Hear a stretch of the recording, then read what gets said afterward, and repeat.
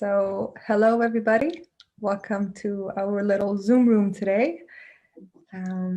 Today is the last of the Sacred Female Rising. I believe I'm the last presenter, so it's an honor to also give it a closing. And so, before we jump in, I would love to give thanks for Julian here for all his immense efforts on driving the caravan on and offline.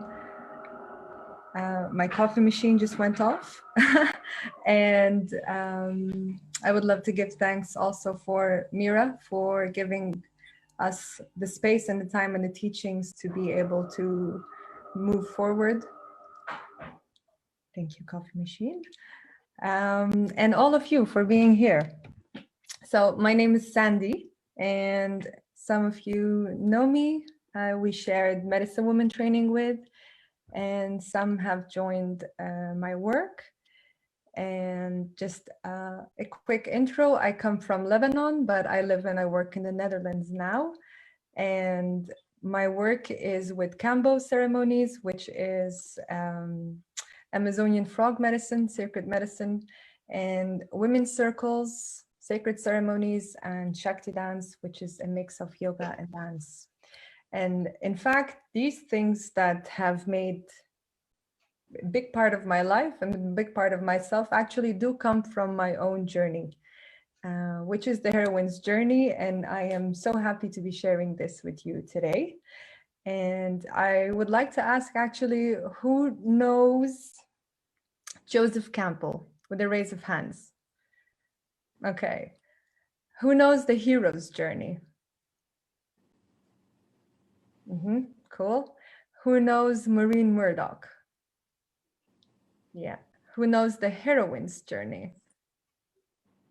All right. Well, I'm glad to be telling you a little bit about it, and I hope that this can also ripple out. So Joseph Campbell is an amazing author and a mythologist.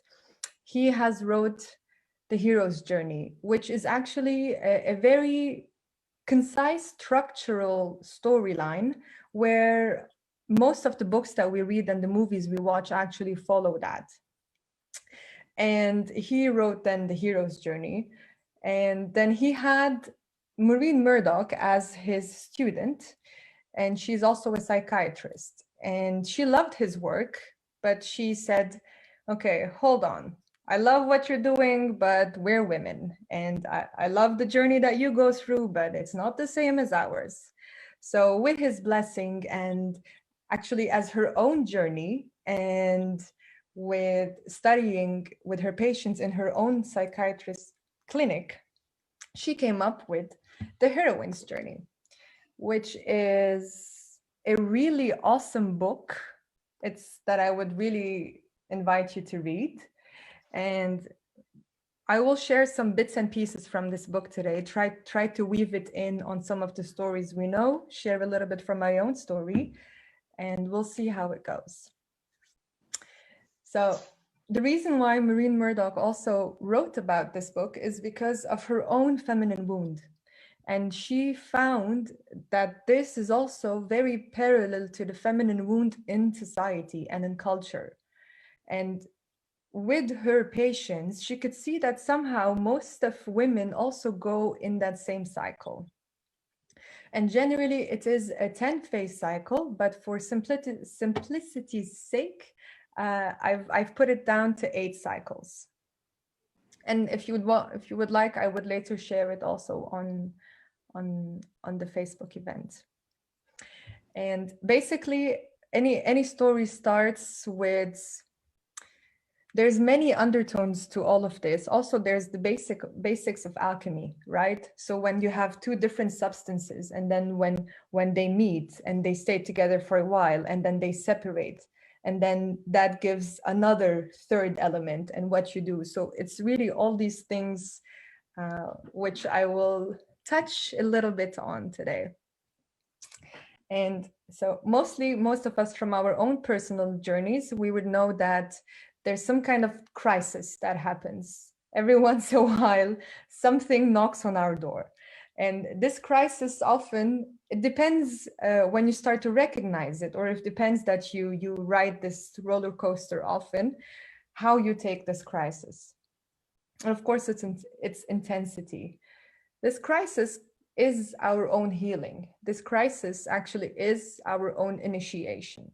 What happens is that when we go through this crisis, we go through these cycles where we are going into the underworld, we are ripping pieces of ourselves. And this is part of the initiation. And then the ascension comes when we are in that point, we merge with our higher sense, our higher self, and our higher sense of purpose. And the ascension comes back and we go up to it. And the feminine journey, basically, it's very much about going deep into the soul, going deep into the body. And the masculine journey is very much going out and about and into the spirit. So there's no way that these journeys can be the same. So I'll start with explaining a little bit about the cycle, and we start with phase number 1, which is that the heroine separates from the feminine. The journey starts so, and often it's when the heroine sees and judges and rejects things in her own mother. And often, which means that she sees and judges and rejects parts of her own self too. And anything that's more of a marginalized role in society. So then the split happens and she starts to move away from it. And actually we see this in fairy tales or in Disney movies, for example, because Belle from Beauty and the Beast does not have a mother. Cinderella does not have a mother. Pocahontas does not have a mother. Snow White doesn't have a mother, but there's the evil stepmother.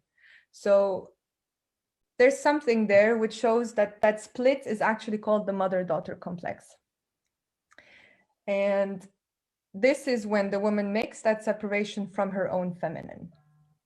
And then she does not want to grow up to become her mother.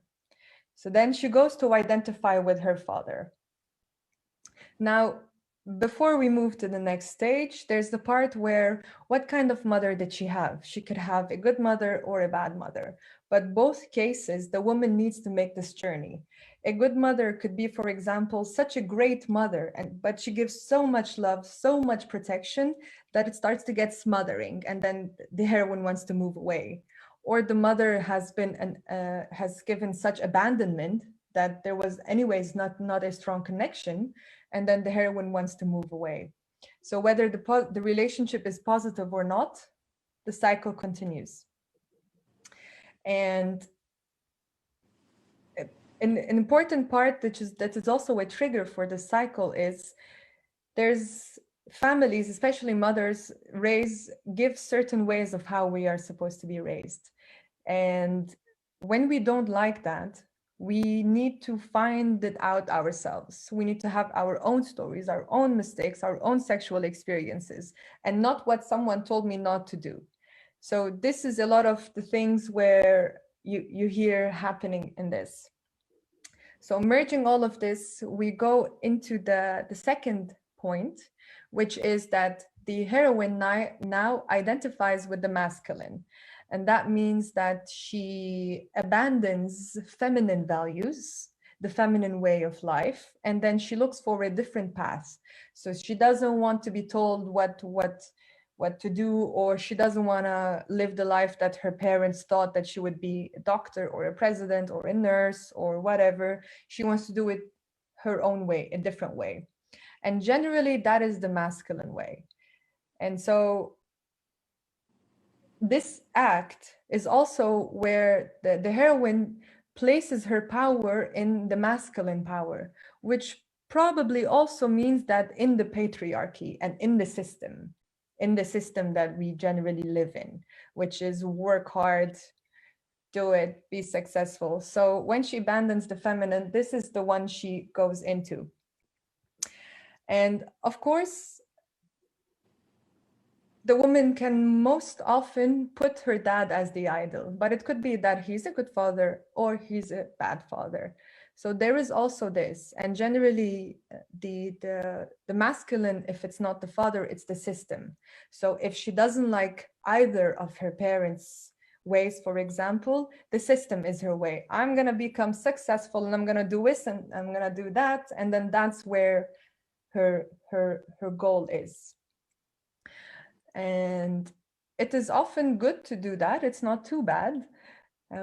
But there's a small thing here that when as women we grow up looking up to our fathers, there's that one element where the father, the masculine figure, can do this and he can do that and he can set all these goals, but he can take advantage of the feminine that he has in the house, whether a mother or a partner or a wife.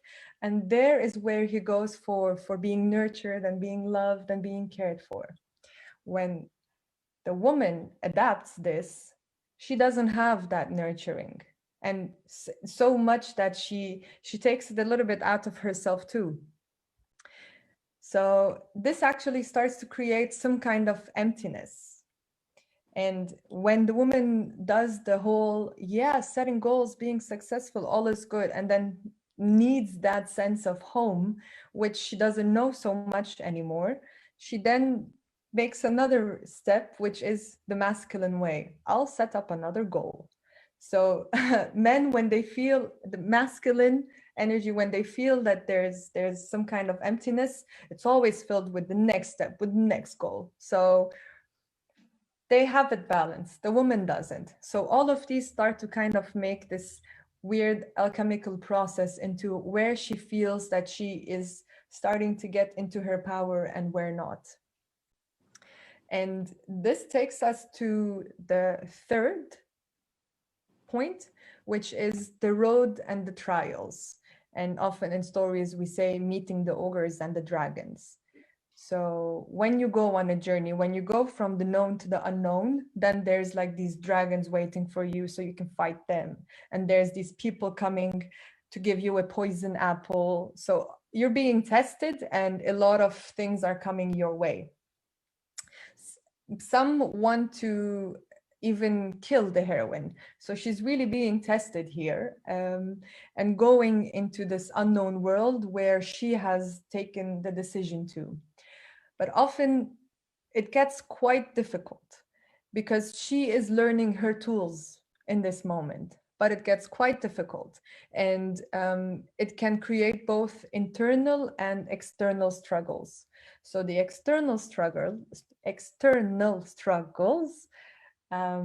could be that for a woman, she's finding it difficult to be successful in society because she's a woman and that's society, and what is success for them, what is success for her. So these are most of the challenges that this kind of heroine will face. Or also she could face much emotional conflict also, so the inner conflict that comes with it.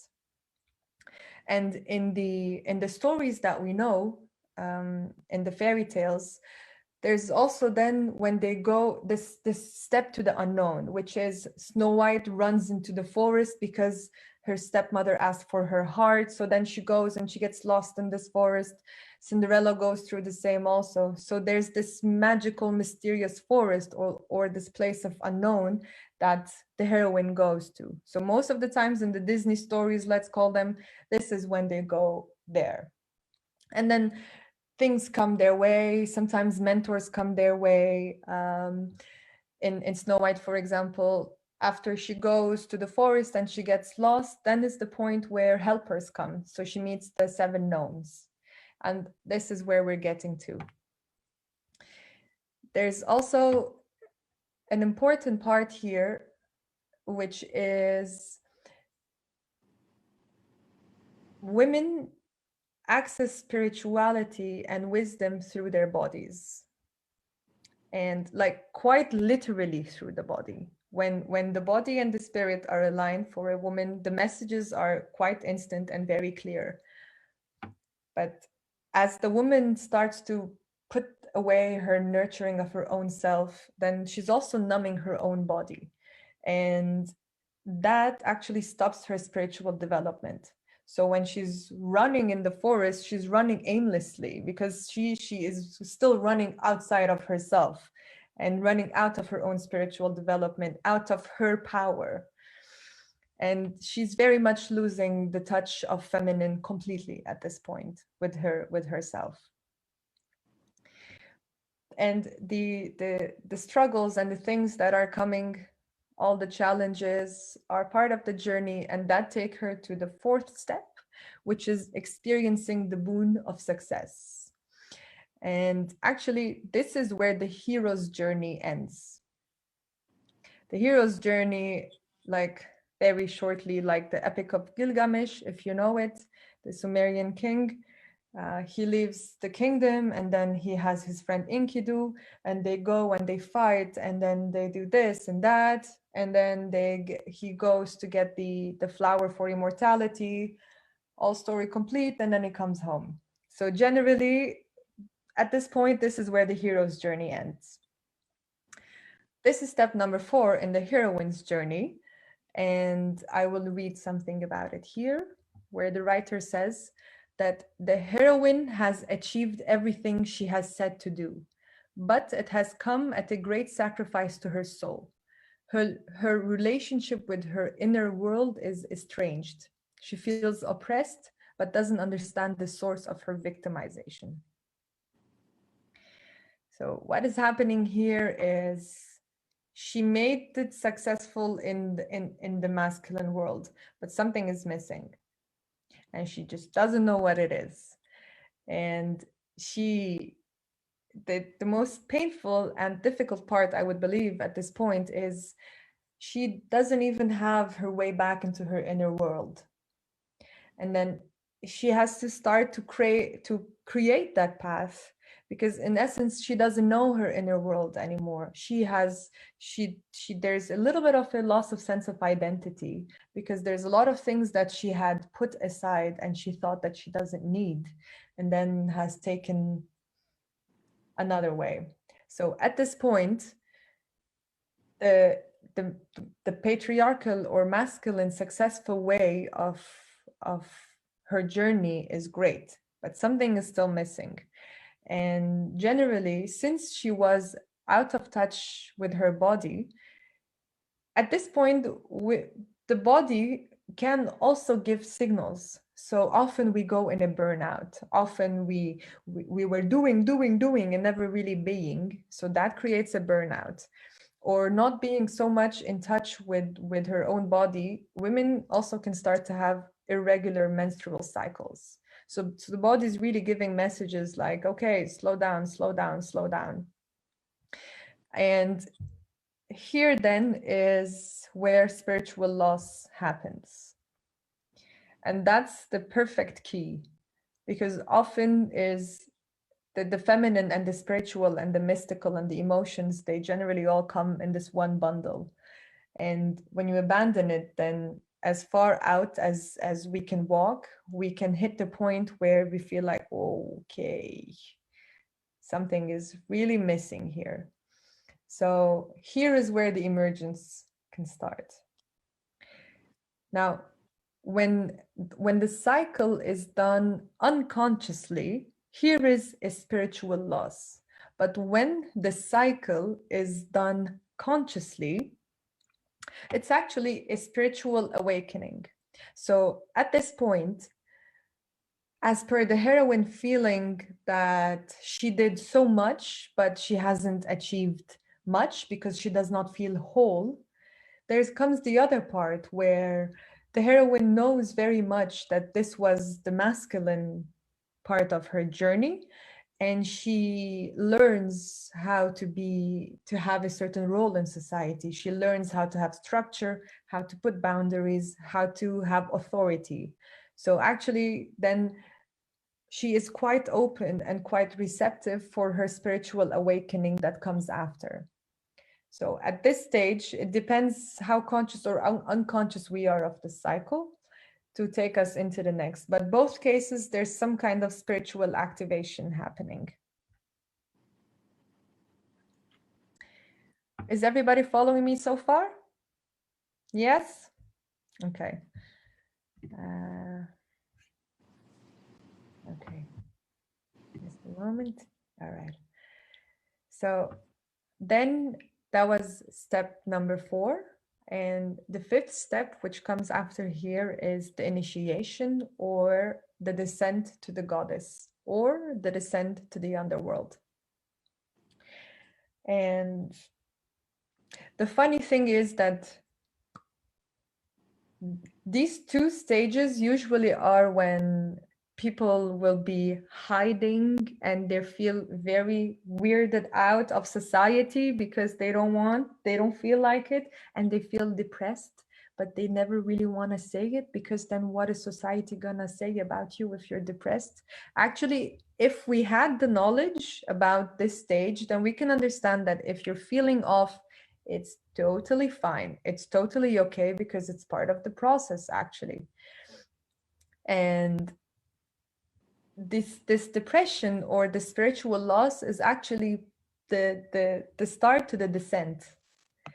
And the peak of the crisis, or the peak of the initiation here, is when there's some kind of death in the family, or there's some kind of physical disability that happened, or the really strong loss of identity.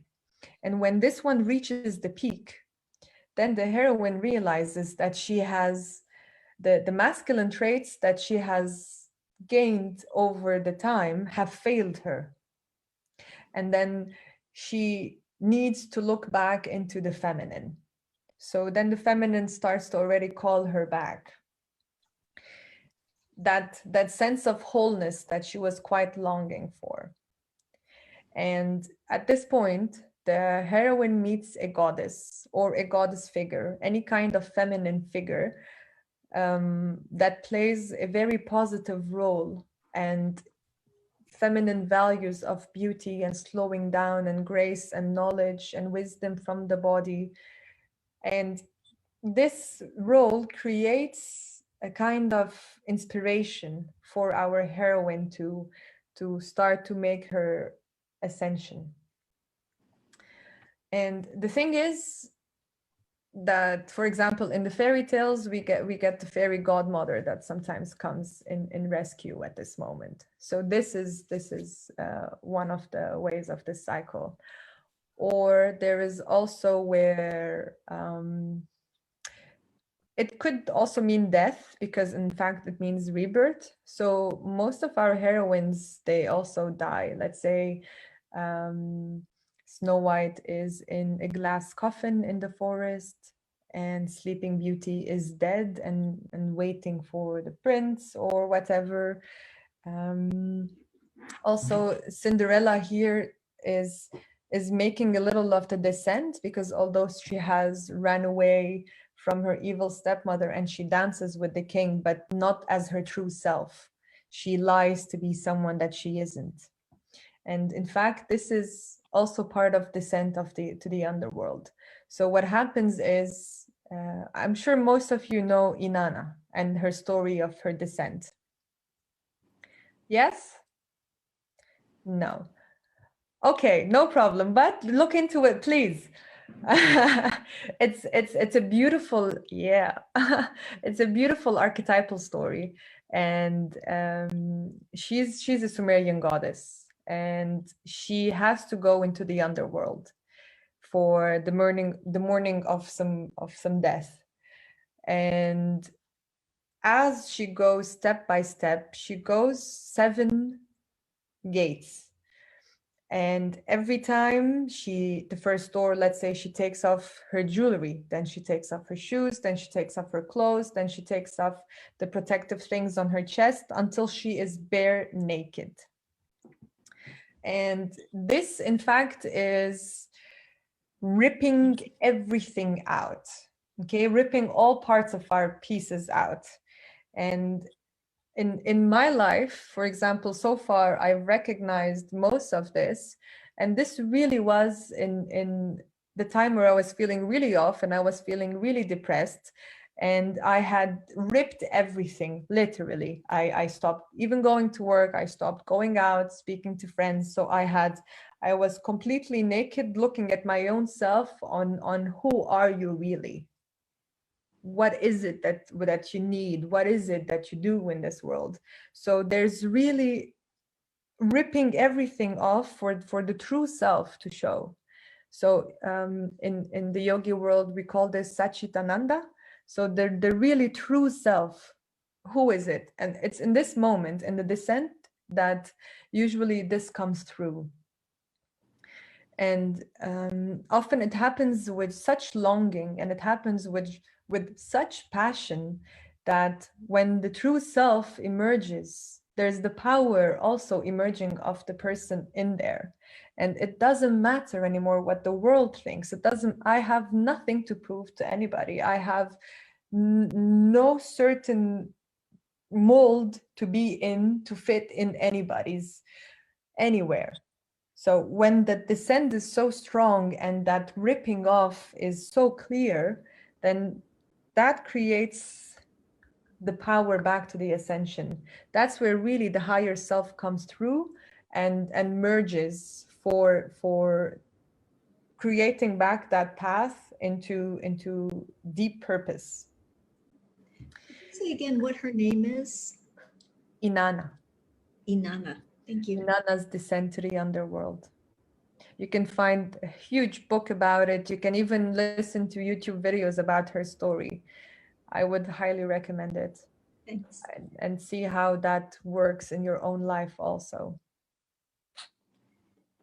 And she was the goddess of the heavens. So for her to go in the underworld is like, whoa, it means total destruction of everything up there. But yeah, you can look into the story and where the wisdom was and what happened when she was not there, how she was tricked to stay into the underworld, and how she had that wisdom of her role as the goddess of the earth to come back and the heavens. So this is actually quite literally phase number 5 from the heroine's journey. It's really the initiation and the descent into the goddess. And to link it back to our personal journeys and our personal stories, also in a way, if any of you read tarot or have done that, there's like the whole deck of cards, and then the 0 card is the Fool. So it's the one who goes on a journey but has like a little dog protecting him, but really doesn't have anything, just a small bag. So really this archetypal story is everywhere. There's always that leaving that innocence, walking out of that and then into all of this, and then reaching some stage where we learn we have that medicine that belongs to us, and how we learn to integrate that in our ascension. So in our personal human self life, this would be where, let's say, the dependent child becomes a creative and a confident adult, and also an enlightened individual. And one step further into implementing this is that this enlightened individual becomes a goddess, and she becomes an enlightened and wise elder. So here is a very beautiful cycle of what a heroine's journey can more or less take us to. And here we come to stage number 6, and that is where, am I going too fast? Okay, any questions so far? Okay, cool. We'll have some questions and some sharings, but just tuning in that everything's okay. Cool. Heroines, let's go. All right, so we're at step number 6, and that's where the heroine wants to urgently, she has that yearning to reconnect and to rekindle with her feminine. And so she wants to, but she can't really. And often what I did in my own life was I literally went back home. And I was like, oh, I'm not the same anymore. so there is that urge to reconnect. So either you physically go back to your home, or you physically try to connect with your mother, or to that feminine value. And what happens is that you have realized that you've outgrown, you have realized that you have changed. And actually this heals the mother wound, because you very consciously come back, but you have taken your own values for your own self. And then you can look into what values it is that your family and your mother gives. And you can decide actually that, okay, this one resonates with me, this one resonates with me, but this and this and this not. So to make this very conscious decision actually heals that mother-daughter complex. And then the heroine starts to realize also that her perspective for her own life has changed, and it's a lot of power in there. It's a lot of power to really know yourself at this moment, and as you are ascending, and to look back at the things that you thought that you're never going to look back into, and to look straight in the eye and show your true self and continue on the journey. So the healing of the feminine here happens, and then the heroine continues to heal the masculine too, because earlier she felt that all the success that she did and all these masculine ways and values that she took betrayed her when she was feeling a huge sense of spiritual loss. She went so much into it that her nurturing and her slowing down and her being was taken away from her. So she looks again into rekindling that betrayal with the masculine. And I can read a small thing about this from the book, which says, the heroine takes back her negative projections on the men in her life.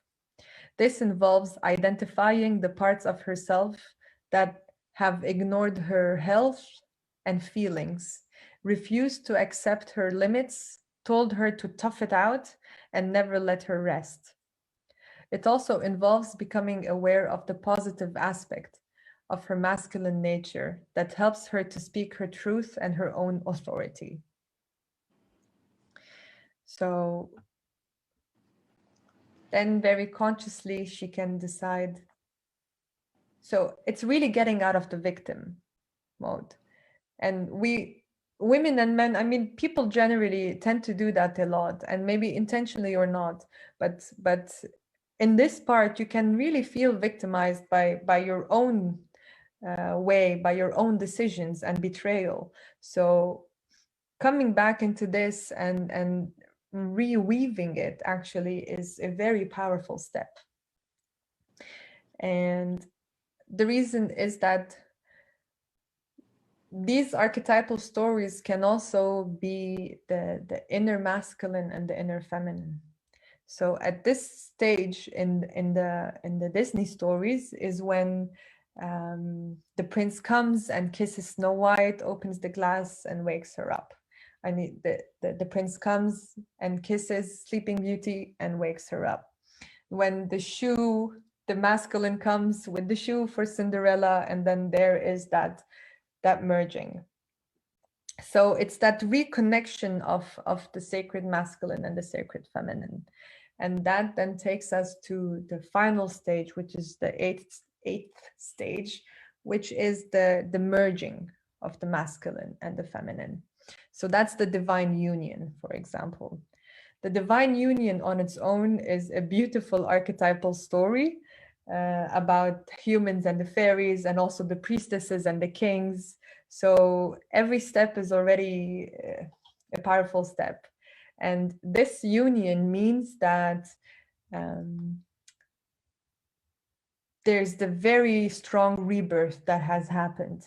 And there's the moving, for example, the heroines in the Disney movies, what they do is then at this step, they leave their small, old, poor houses, and then they become queens and they become princesses and they live in huge castles. So there's really that boom, full abundance of leaving the small life behind and really owning your place in the throne.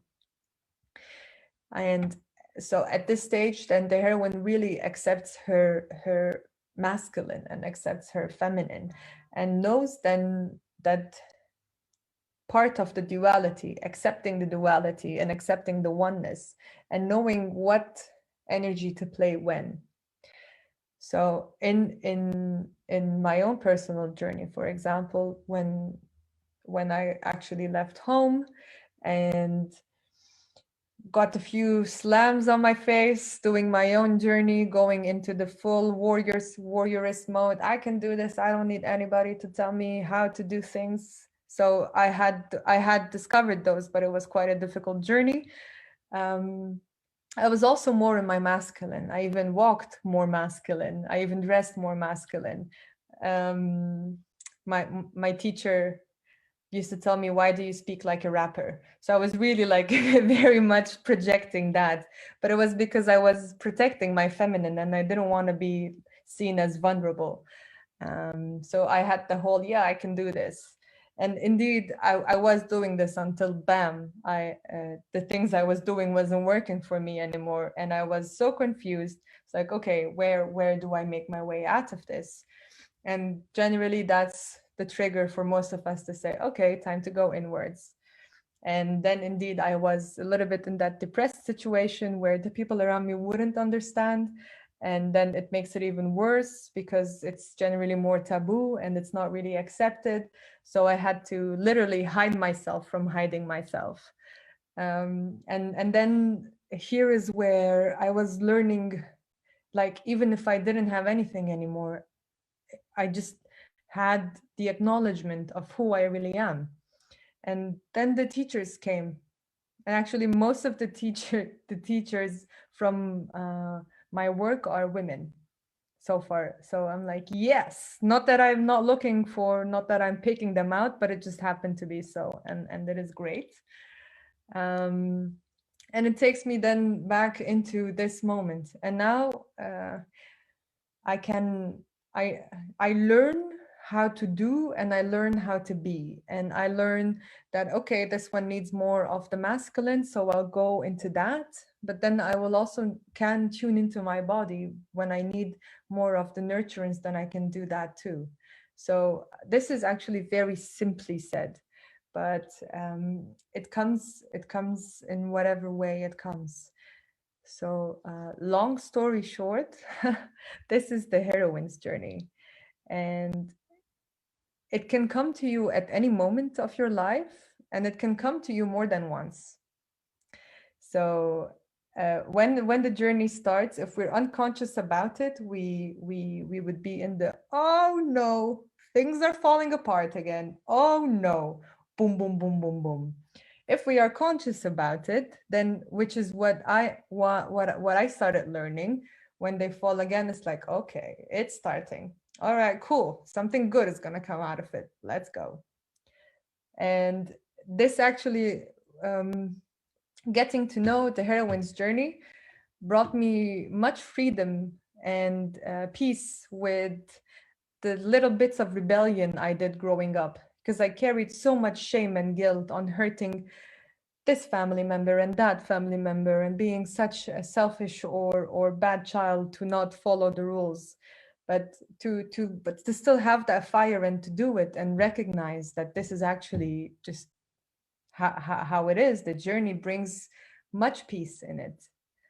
um, and yeah, it's it's always that there's that magic inside you, and so wherever there's most resistance is most potential, and it's the magic that the really the diamond inside of us is not just, oh yeah, I'm just gonna go, I'm gonna open that closet and I'm gonna take my diamond out. No, it really needs all that journey to reach into that diamond. So it's actually a beautiful journey. And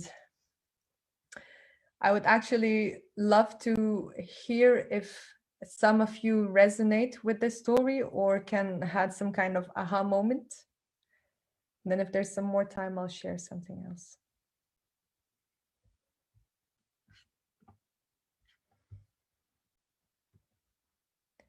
What's that? So that is like the reminder before I went into spiritual journey. Mm-hmm. So I started noticing things happen when I was maybe about 16. none of my family understood what spirituality is about. Everybody's kind of blinded, and it's sort of like they're living, but they're blind at the same time. So there's often things come and crashing down.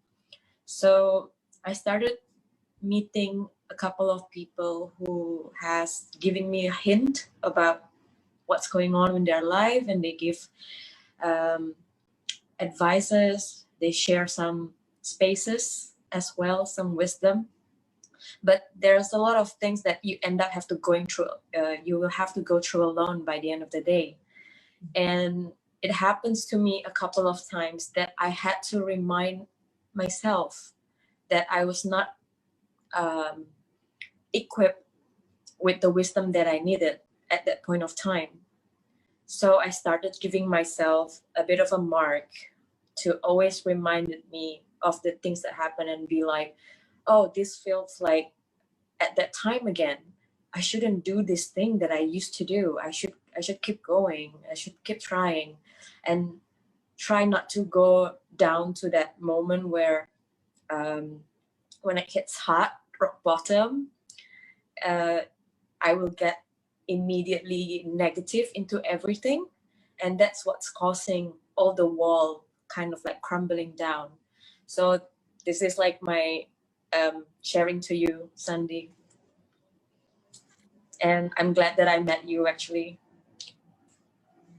Thank you for sharing your story. If I start sharing the stories of my tattoos and indeed all these parts of my journeys, we're gonna have to make another Zoom call for then. Thank you so much, Astrid, for sharing. It's indeed wonderful to recognize the strength that we have when we go into the darkness and who we really are. Yeah. Thank you. Please continue. Would anybody like to share something?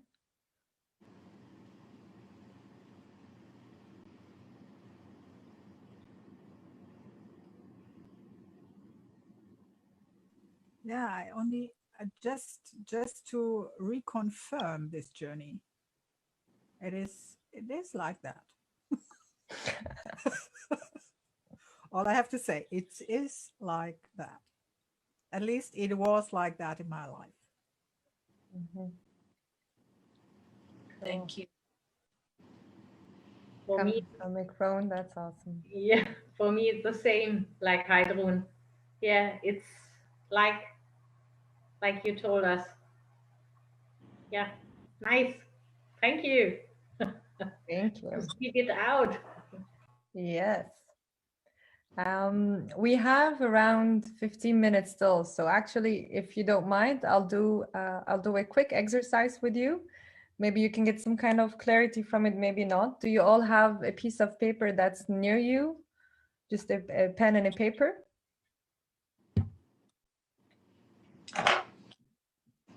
Okay.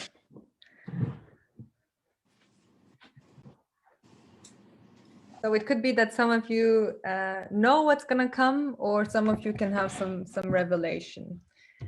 And if you can just split it then into 4 squares. So just wait for everybody to.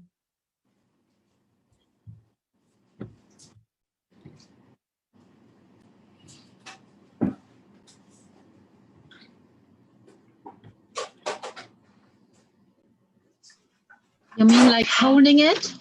Hello, No, Sandy. no. Hi. Holding it? No, Just draw a line drawing. like that and make 4 squares. Okay. And on the first square, you can write this year. Make one. And the second square next to it is the past 5 years.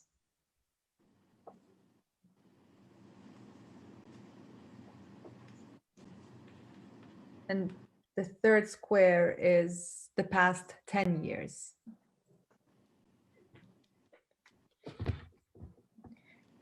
And I'll give you a few moments where you can tune and write your biggest challenges in those times.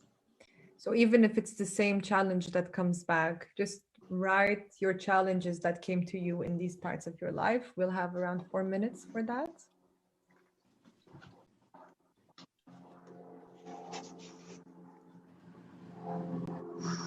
So the biggest challenges or the biggest challenging experiences.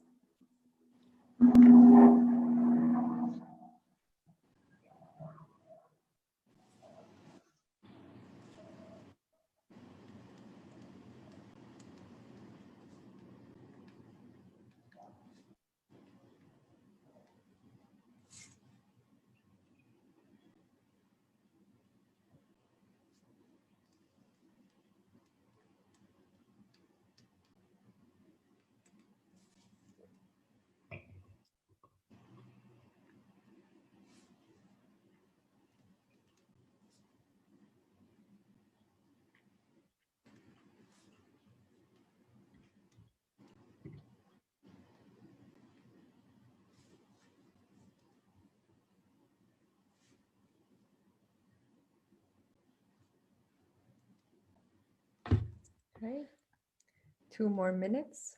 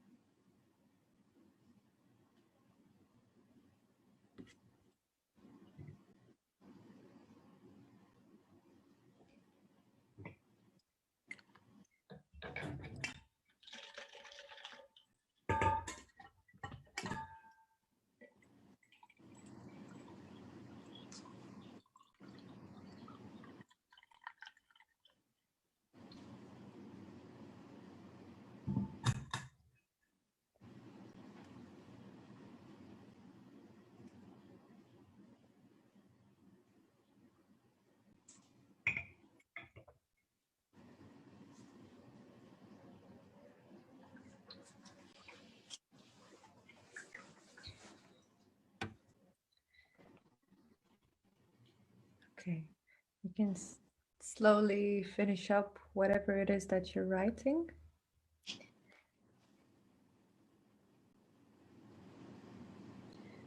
And you can look back into these 3 squares and see if there's any parallel theme or anything quite transformative for you there. So circle the most important parts of those experiences or these words that made you who you are today.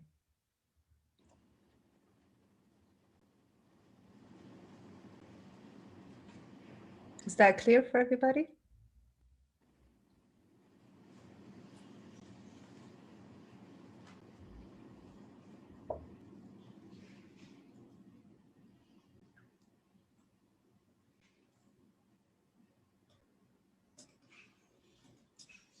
And then when you do that, in the 4th square that is still empty, that one, the title is My Strengths. So if you can write some strengths from you, whether you knew them or whether you learned them through these challenging and difficult times. You can write them in the box.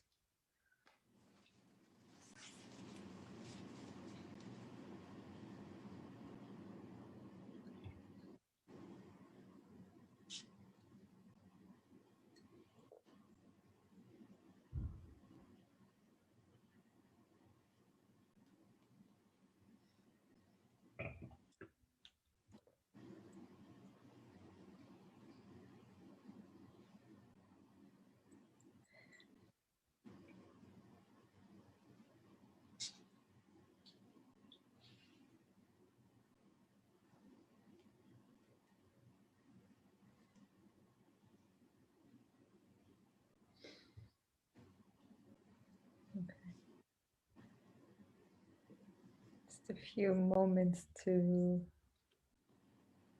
give some time for the sisters. And then there's one more thing to write, which is if you can turn the paper around and write my greatest gift is, and that word is something from your strength or something you know, what is inside you, what is your medicine, what is your magic, what is your strength, what is your gift.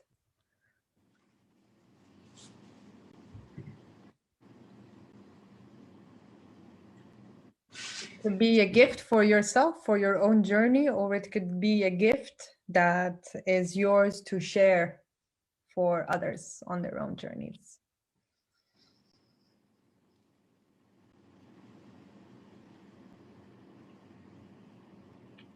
Thank you, my love, for that. Mhm. And I would love to hear some of them.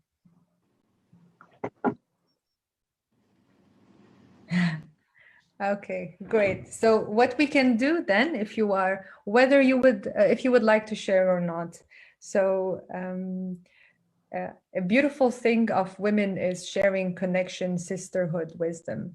And when we have our heroine's journey is to share this journey for the mere fact of sharing it in service to others.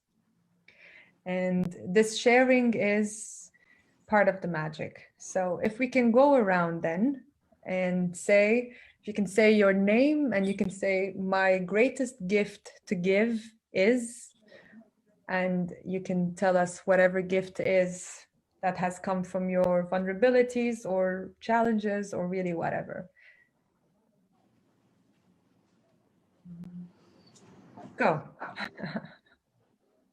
So we just jump up and say it? Yes. Unmute yourself or just jump up.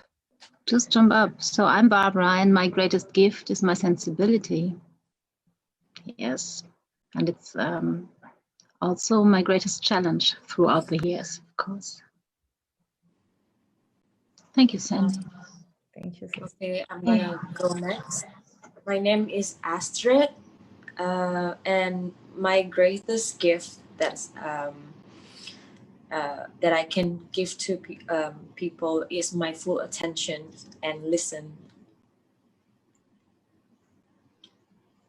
Okay. My name is Heroine, and my greatest gift is there is always a way forward. Thank you. Hello, my name is Millie, and my greatest gift is joy. And this come from my life force energy. For me, no? My joy come from this moment of life force. Thank you. So my name is Ruth, and my greatest gift is my caring and perseverance. Beautiful. My name is Magdalena, and my greatest gift is my vulnerability.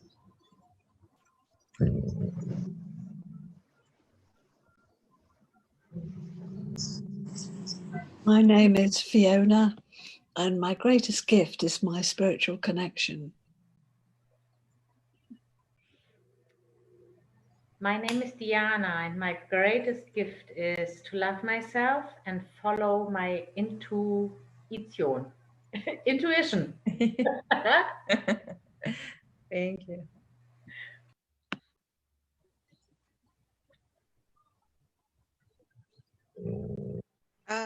Hi, my name is Susie, and my greatest gift is the ability to see the point in the heart in all the hardest time of life.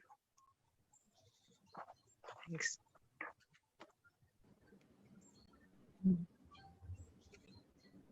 My name is Mira, and my greatest gift is also perseverance and heart vibration, pure heart vibration.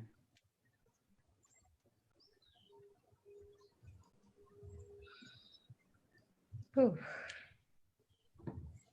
Yeah. My name is Sandy, and my greatest gift is my compassion, my strength, and my vulnerabilities.